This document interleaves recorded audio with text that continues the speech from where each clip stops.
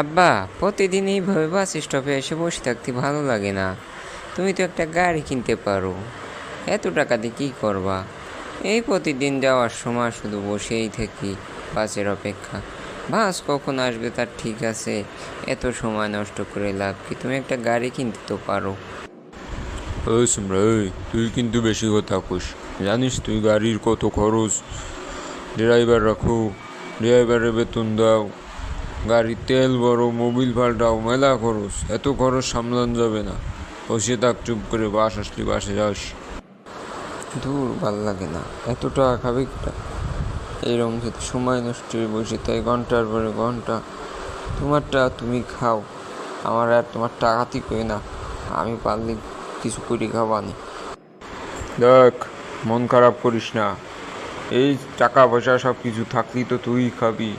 আমার কি আর কেউ আছে যে সে খাবে? এত কথা বুঝি না। তুমি একটা গাড়ি কেনো, গাড়ি না কিনলে আমি আর যাব না। এই সিমরাটা একটু বেশি কথা কয়। এত দরকার কি গাড়ি? আচ্ছা, তাই আজ তো বাড়ি যাই, তারপরে দেখবো কি করা যায়। এখন মন খারাপ করিস না, থাম।